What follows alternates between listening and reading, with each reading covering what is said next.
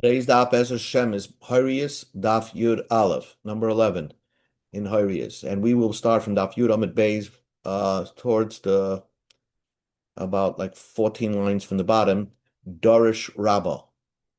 Dorish Rabbah. And we are discussing over here psukim regarding light, to understand light. And the Gemara says like this, Dorish Rabbah, Rabbah Darshan the Pasuk. My diksiv, what does the pasuk mean? Och nifshe mikirias ois umidyonim kivriach arman.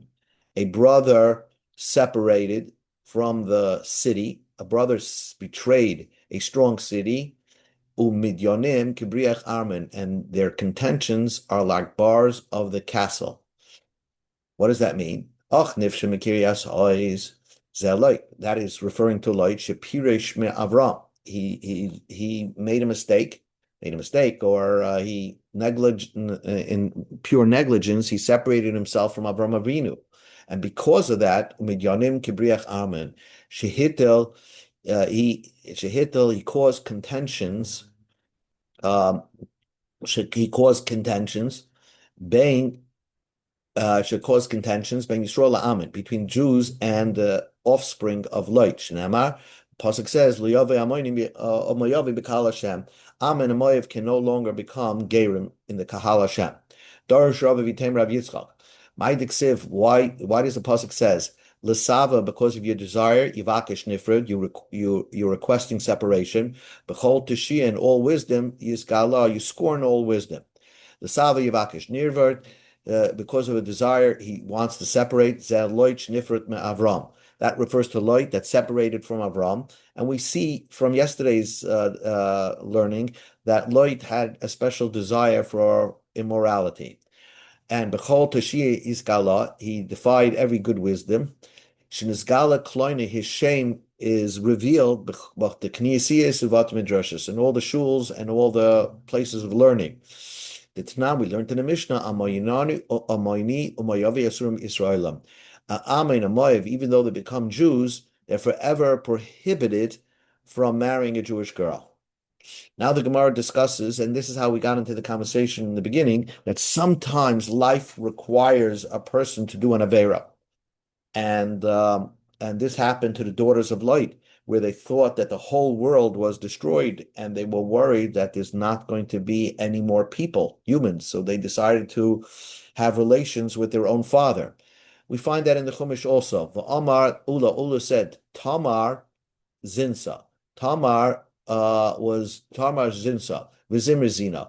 Tamar made znus with her father-in-law Yehuda, and Zimri did znus with Kazbi Bastur. Tama did znus yatzum imenu malachim and aviyim. From her offspring, we have kings and prophets. Zimri zina, and Zimri sinned with znus. Naflu kama revavos misrael. Tens of thousands of people lost their lives. Amar Rav Nachman ben Yitzchak, Rav Nachman ben Yitzchak taught us, Gedola avera lishma, mitzvah l'shloi lishma. Sometimes, if you do a avera, and you're in a situation where you need to perform the avera, and God wants you to do the avera, it could be greater than doing a mitzvah with no intention to serve God. Shnema, the pasuk says, Tevarech minoshim Yael, eshes chever akeni minoshim ba'oil tevarech. Yael was a woman who because she slept with Sisera, the general, she was able to kill him, and so that she did znus with a guy, and yet we bless her that she's blessed more than the women that sat in a tent. Who are those women that are in a tent that Yael is greater than them? Sarah Rivka Rachel Aleah. So we see that Yael had certain types of greatness, or was somewhat greater, or her blessing should be like Sarah Rivka Rachel Aleah. So we see she was a very, very great person, and her Avera that she did, even though it's an Avera, caused her greatness. That's why she's a tzaddikus, because she did an Avera. And that could be greater than a mitzvah done shaloi lishma, not for its sake. Amy says the Gemara, is that true? A mitzvah shaloi lishma is not worth anything. From Rabbi Yehuda Amarav, loylam yasek odem mitzvah mitzvah afilu shaloi lishma, shemitay shaloi lishma bal lishma. A person should busy himself with Torah mitzvahs, even though he doesn't mean it for God. because once you get into it, then somehow the love for God will develop. But we see that even a mitzvah done not for the sake of God, you just did it by rote, is considered very important. So we say, Ema kim mitzvah shalei lishma, that there's avera, that gedola avera lishma is like a mitzvah shalei lishma. It's not greater than a mitzvah shalei lishma, but an avera lishma is like a mitzvah shalei lishma. Amar Rabbi Yochanan. Rabbi Yochanan says, how many times did Yael have relations with Sisera? Sheva be'ilas bal oiser rasha b'oiser shah. He did it 7 times with her. 7 times. Shenema, Pasuk says, bein ragleh akara nafal shachav, and there are 7 languages that describe Yael. And so we see different ways to do bia. That's how many times that Sisera was mezana with Yael. Says the Gemara, but didn't Yael have enjoyment from it, some sort of enjoyment? And so therefore it was not enough avera totally l'shem shamayim. And says the Gemara, Amar Rabbi Yochanan, Mishum Reb Shimon ben Yochai, afilu toivason shel Rashaim ra'ahi el tzadikim. Even when a Rasha does something good for a tzaddik, it's considered bad. The tzaddik doesn't enjoy it. So even though she had 7 times relations with this person, Sisera, Yael did not have any hana benefit from it. And because of that, this Avera was totally lishma, and she was somewhat as great as our mothers, Sarah, Rivka, Rachel, and Leah. Amar Rav Yehuda, Amar Rav. Rav Yehuda said in the name of Rav, La'olam yasek adam b'Torah mitzvahs v'l'shlei l'shma. A person should always learn Torah mitzvahs, even if he's not in the mood, even if he's not doing it for the sake of God. Because when you're not in the mood, you'll eventually come to be in the mood and do it for the sake of God. There were 42 karbonas that Balak Harasha sacrificed to God, and certainly he didn't mean it to God. He meant it that to cause God to curse Bnei Yisrael. But God was pleased with his mitzvah, and from his offspring, Rus came out, and Rus had David HaMelech, who created the most beautiful songs and Tehillim that we have today. How do you know Rus came from Balak? Rus bas benoishel, Eglin ben benoishel Balak melech Moav. Rus is an offspring of Balak, the king of Moav. Amar Rab Chiya bar Abba, Amar Rabbi Yochanan. Rabbi Yochanan said, how do you know that HaKadosh Baruch Hu rewards and doesn't hold back any reward, even for somebody who has a command of language and expressed himself in a nicer way? Mahacha, you see it from the Chumash. The first daughter that had relations with Lot, she called her son Moav. She wanted to say that the offspring came from her father, Lot. So that's not a nice thing to say, because that publicizes that she had relations with her father. So God said to Moshe, Al Totzeres Moav, we're not allowed to cause a siege around Moav. Al Tizkar Bo Milchama, we're now allowed to incite them for war. So we darshan Milchama, we go to Amid Aleph, Milchama Hudalei, you're not allowed to incite Moav for war, but you're allowed to instigate, you're allowed to cause them pain. Let's say they want to buy something from you, you're allowed to double the price. The Ilu Tzeira, but the young girl who did relations with her father, the Kari Ben Ami, she called her son Amoin, the one that comes from my nation. So therefore, she didn't want to publicize that this child came from an illicit relations with her father. So there, the Torah says Amalei. So God says to Moshe, Al Titzreim, Al Tiskarbam, that you're not allowed to even cause any pain to the Ammon people. Klal, Afilu Tzu'urela, you're not allowed to cause them any pain. You're not allowed to, overcharge them. So we see that the young one had a certain mila over the older one, where she was more tsenua in the way she called her son. However, Amar Rabbi Bar Rav and Amar Rabbi Shua ben Karcha, lo yagda adam lamar mitzvah. We should always try to do the mitzvah with diligence as soon as we can. Even though we eventually want to do the mitzvah, try being the first one. Do it as soon as the first opportunity arises. because of the reward of one night that the older one had relations with her father before the younger one.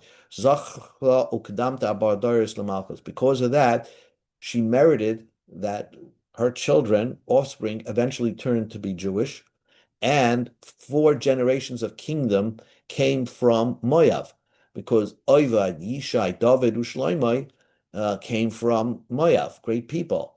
Nevertheless, the younger one also Ammon, we also have his offspring eventually turned Jewish, and Shlomo married the daughter, somebody from Ammon, Nama Amminus, and they had the son Rechavam ben Shlomo, who came after Shlomo HaMelech. So, because the Moav, the first daughter, jumped in to have relations with her father, she did the mitzvah first.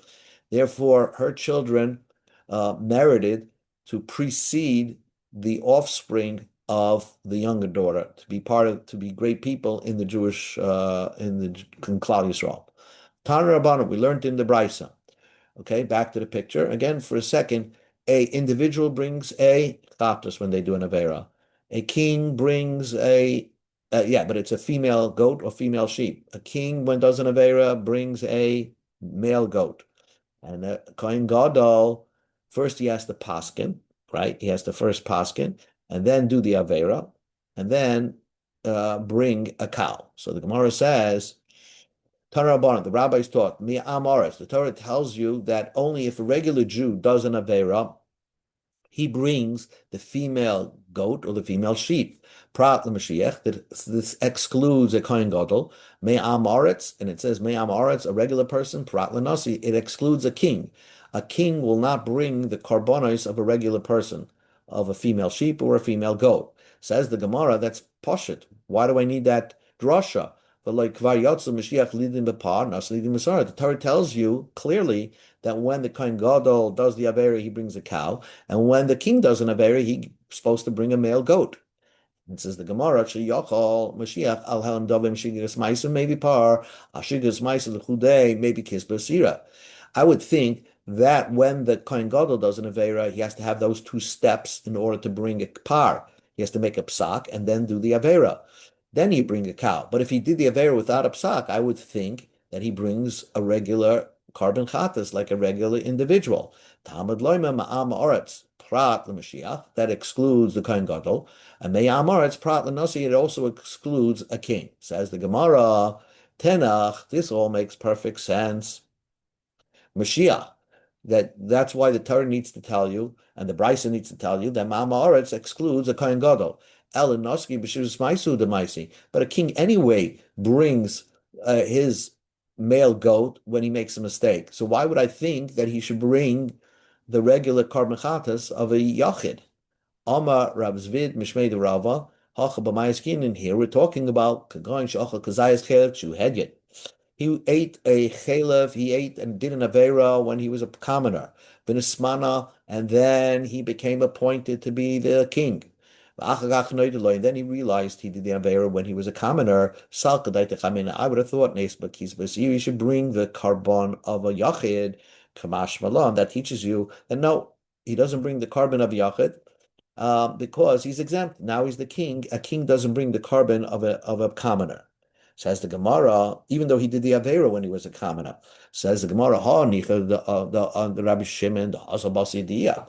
According to Rabbanan, he would bring the carbon of a commoner, since he did the Avera when he was a commoner, although he found out that he did the Avera when he was a king, but he did the Avera when he was a commoner, he would bring a regular carbon. So again, why do I need the Pasuk Ma'ama Aretz to exclude a king? And here we're discussing he ate a half a kazayas when he was a commoner. First, and then right at a particular time, right after he finished a half a kazayas, all of a sudden he got appointed as king. And then he finished off the other half a kazayas. And then he realized, oh, he was eating chalev, non-kosher fats. Salkadait chamina, and that, I would think, mitzdaref, they should combine. So now he has a kazayas. Although half a kazayas was eaten when he was a commoner and half a kazayas was eaten when he was appointed as king, but benaisik his boy siri, he should in that case bring the carbon of a regular commoner. Kamash Malon, once you're appointed king, boom, you don't bring any more the commoner's carbon. Now the Gemara asks fantastic, uh, uh, fantastic questions that you would never think of. The Baya Minei Rava Rav Nachman. Rava asked a question from Rav Nachman. Nesius Maush Tachsir. What happens if he became a king in between the two kazesim, and then he became back a commoner? Hey Chidami, what's this case? Kigoin Sha'achal, what are you talking about? Kigoin Sha'achal Chatik Zayel Kshu Hedid. He ate a half a kazayas when he was a commoner. Benismana. Then he became a king for like 2 seconds. Valvar Vishlimoi, and then he was no more the king. For some reason, he got a tzaras or something. 2 seconds later, he got a tzaras, and therefore he's no more the king. V'hishlima, and then he ate the second half of kazayas of chalev. So now, in between, so he ate the whole kazayas when he was a hedyot, but in between, he was considered a king where he was potter from bringing a carbon. Hasam hu delay mitzdaref the achla palga kishu hedyot palga shinosi. When he ate half a zayas when he was a commoner and a half a zayas when he was the king, Pashat, he would not be anything because it wouldn't be it wouldn't matter. It wouldn't matter because half a zayas when he was a commoner, half a zayas when he was a king. So therefore, you don't bring the carbon of a commoner. But in our case, he ate both kazesim when he was a commoner. Mitzdarf, let them combine, and he should be required to bring the commoner's carbon. There's no difference because he had an interruption in between the two half a kazesim. For 2 seconds, he was the king. What's the din? So that was Rava's question from Rav Nachman. Tifshel emaha the Amaulam Rabbi Yochanan. So the Gemara interrupts and said, "I have a simple solution." Rabbi Yochanan said, "Acha chaylev, if someone eats fats, the ifrish korban and he separated a carbon, the hamer, and then he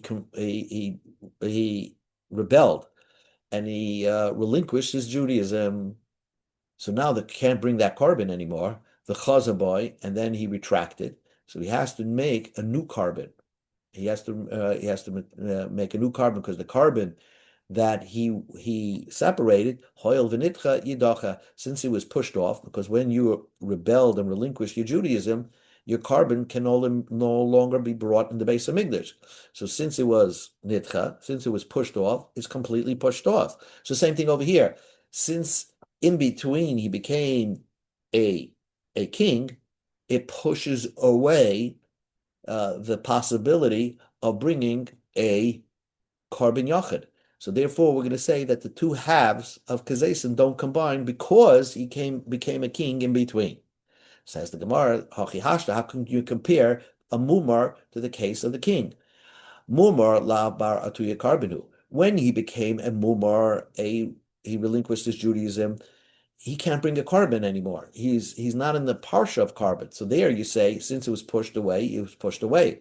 Hi, but when he became a king, baratuya carbon who, when he became a king in between, if he potentially did an avera, he's supposed to bring a carbon, albeit not the same carbon as a commoner, a different carbon, but he's in the parsha of carbona, so that's not considered an interruption. So in that case, maybe you could say that we will combine the two half of kazesim, despite the fact that interrupting the two half of kazesim was for a moment he was the king.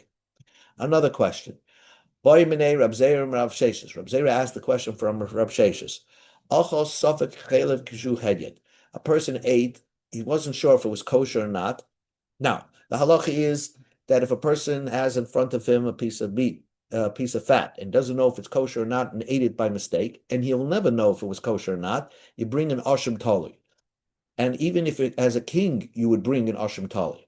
But what happens? You ate the safek chalev, the doubtful food, when you're a commoner, v'nismana, and then you became appointed as a king, and then you realize you ate a safek chalev.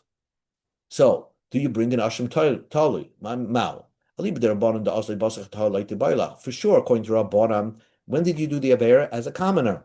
As a commoner, you bring an Asham Tali, so you bring an Asham Tali, the Maisa Asham Tali. Al Kita Bailach, my question is, Alibi Rab Shimon. Since when you become a king, Rab Shimon says you're elevated. So mid Yishtan Levadi, Yishtan Lesafik. When he did a for sure Avera, he brings a different carbon as a king. So when you did the Avera and you found out the Safek Chalev, and you found out you did it after you became a king, so we'll say that you don't have to bring that Ashim Tali.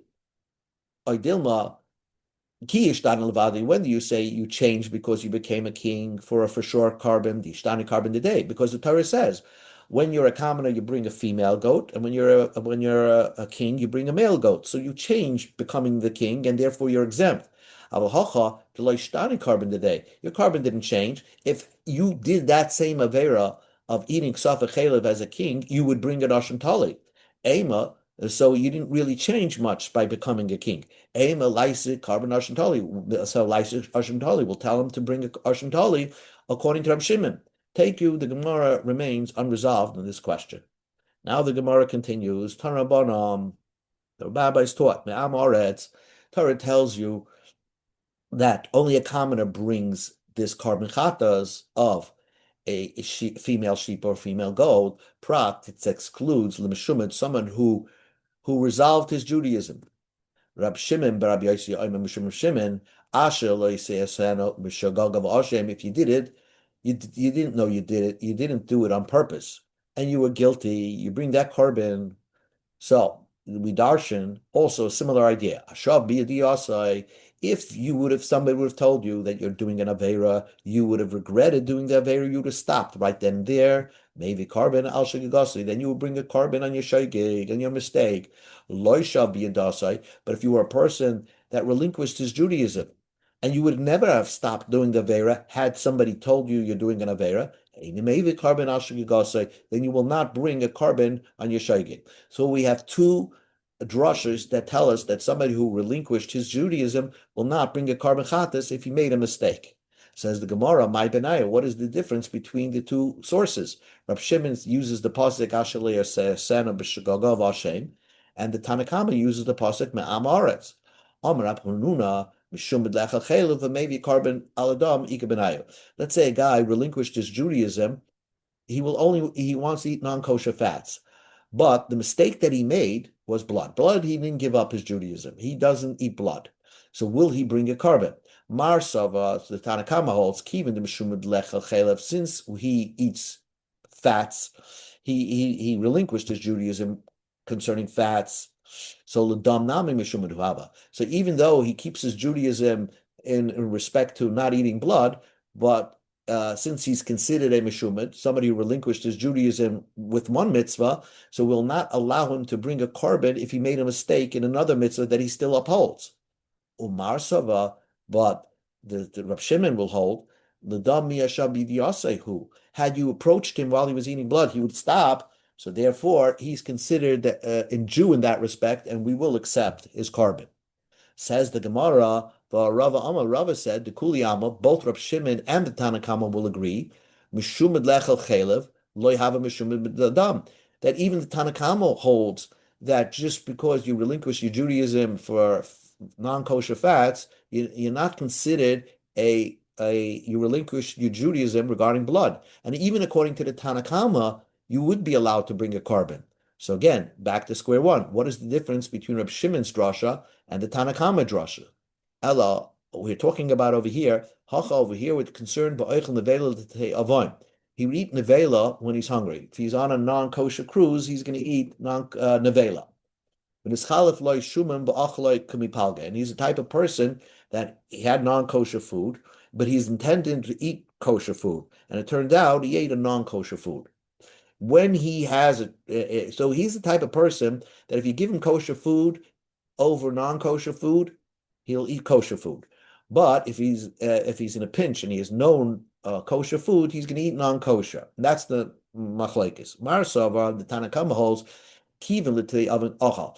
Since he eats whenever he's hungry, and if he doesn't have kosher food, he's going to eat nevela, b'mezid, he's going to eat nevela on purpose, mishumani. He's considered somebody who relinquished his Judaism, and we will not accept the carbon, even if he made a mistake. Umar Sava, but the Reb Shimon holds, Kivin the ilu mishkachach say that teira lachal isura. Since if you would offer him kosher food, he will not eat non-kosher food. So la mishumad hu, and his intention when he sat down to eat, he wanted to eat kosher food and turned out to be non-kosher. La mishumad he, who he's not considered somebody who relinquished his Judaism, and therefore we accept the carbon. So we're learning the language of a mishumad is somebody who the question is whether we will accept a carbon from him or not.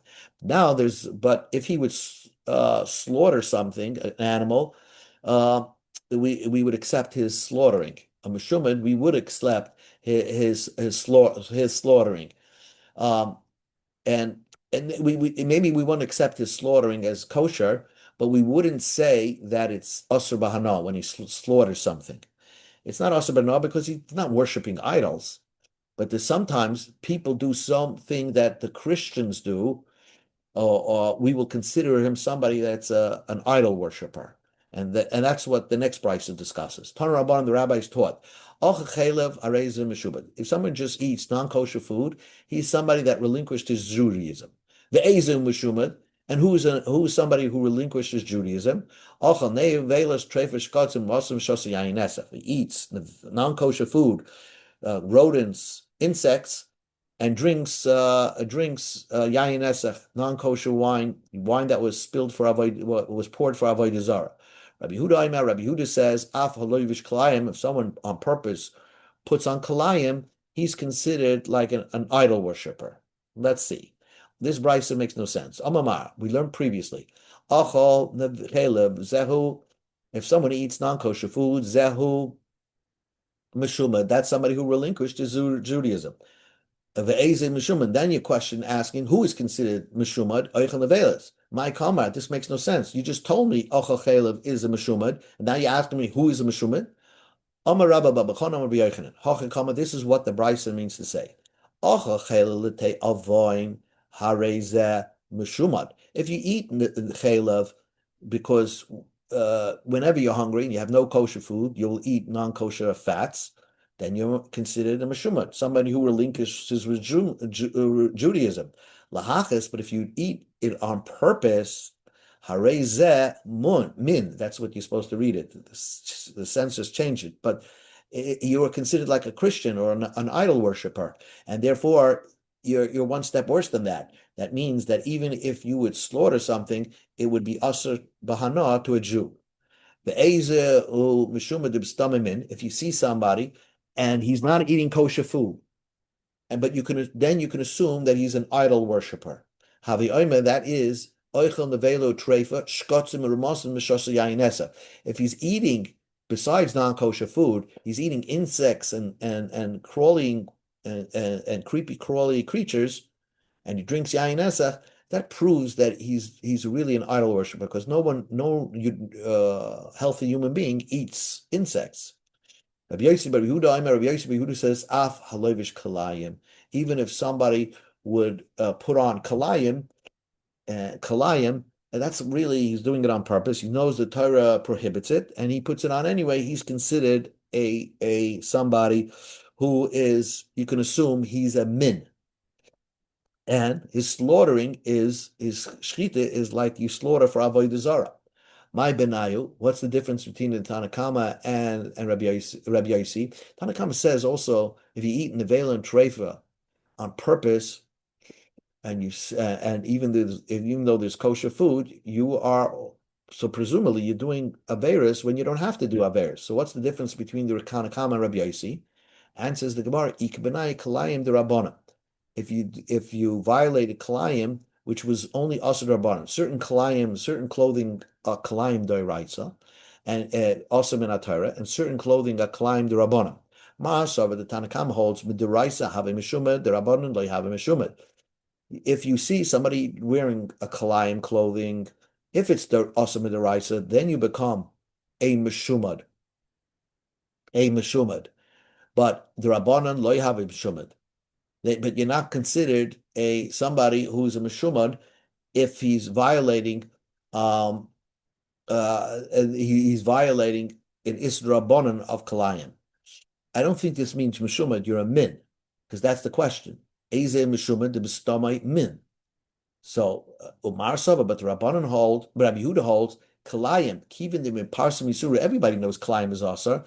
Afila but the Rabbanan, even somebody who puts on Kalayim that's only Asar with the Rabbanan, having Mishumad, he will become like a min. You could assume you have to be concerned that maybe he's idol worshipping. Says the Gemara, Pligi ba Rav Acha Ravina. Rav Acha Ravina had an argument. Chadama once said, L'tei avoin mishuman. If you eat non-kosher food because you're doing it because you're hungry, then you're considered mishumad, you relinquished your Judaism. Lahaches, but if you eat it on purpose, even when there's kosher food, min, then you become like a min. As we explained, the min is like an idol worshiper, and we say when he slaughters, probably he's shechting for the idols. The Chadama one says, Lahachas nami mishumad. Even if you do it on purpose, you're mishumad. Ela'ezahu min, what is called a min?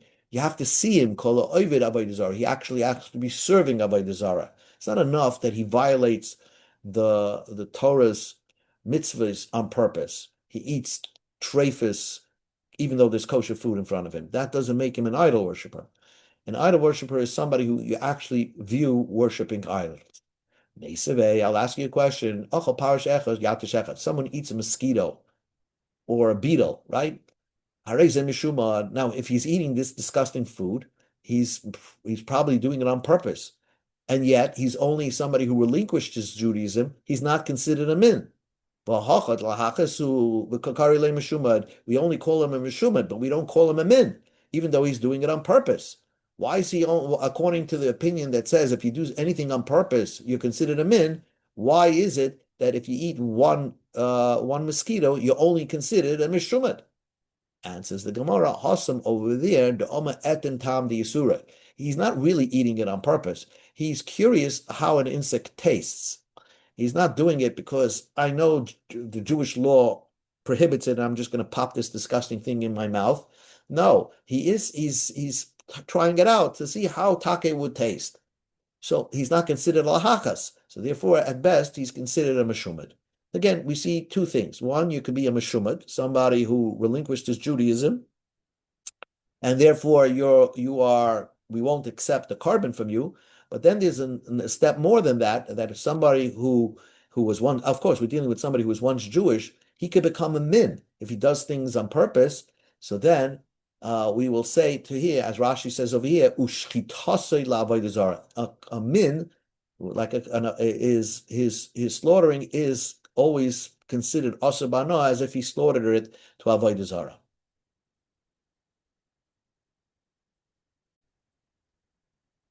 Continues the Gemara. Tana Rabbanan, the rabbis taught nasi, a king.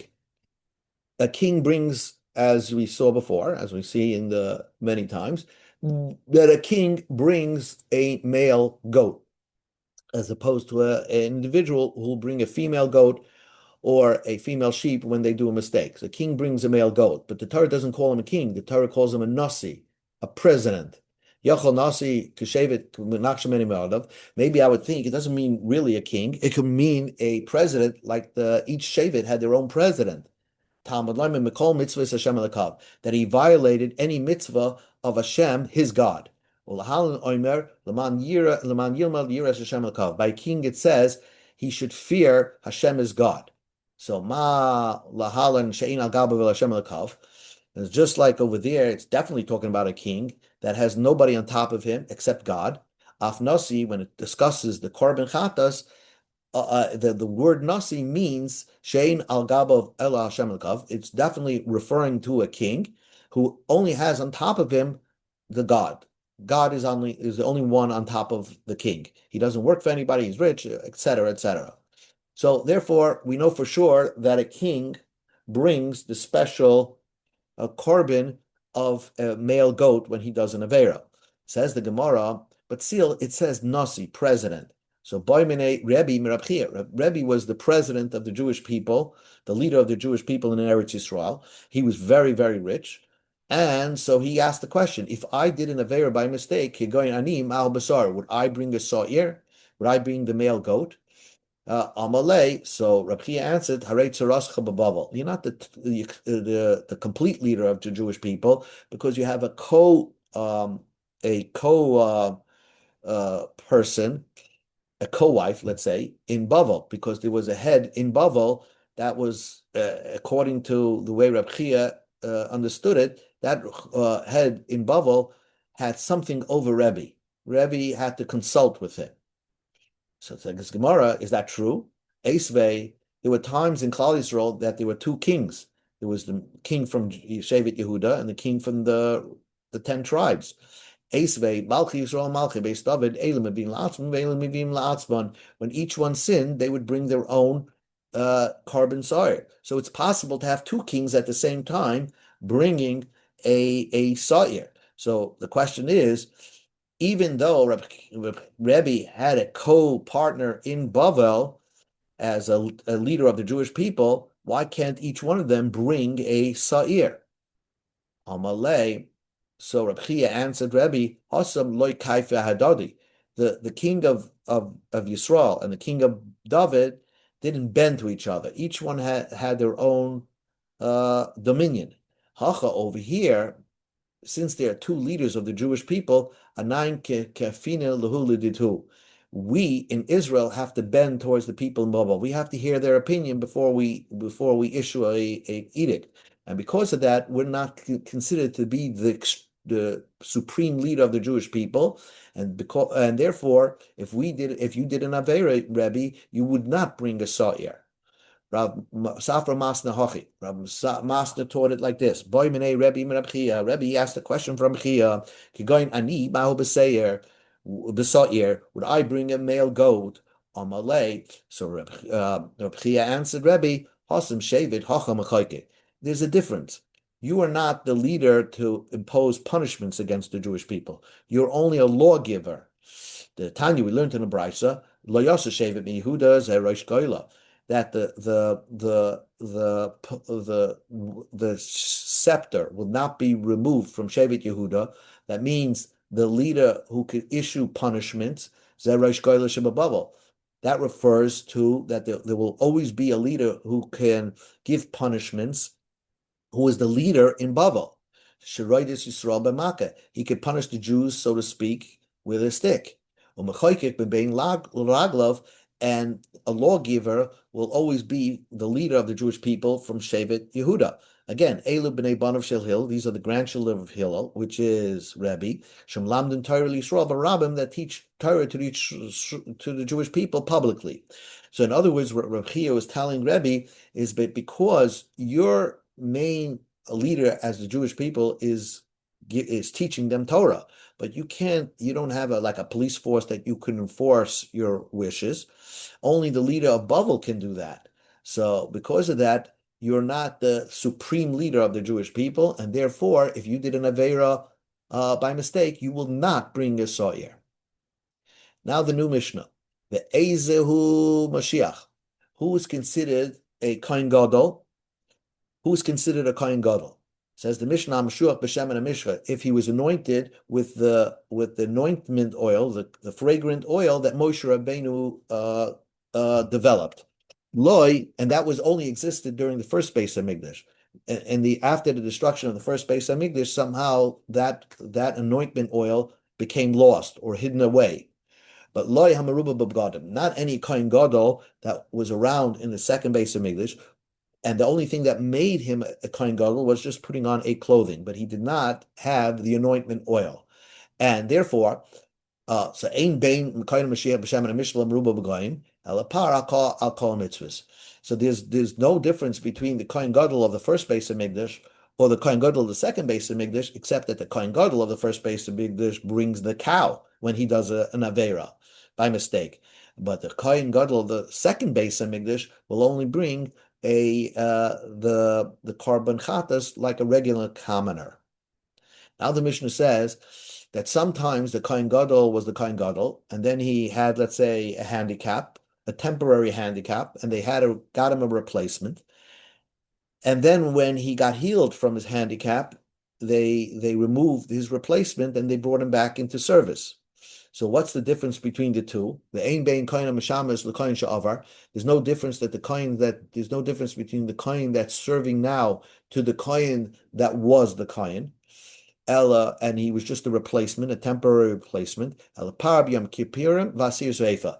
The power of Yom Kippur and the Sirius Eifa that's brought every day. Kohen Gadol brings that's a mincha every day.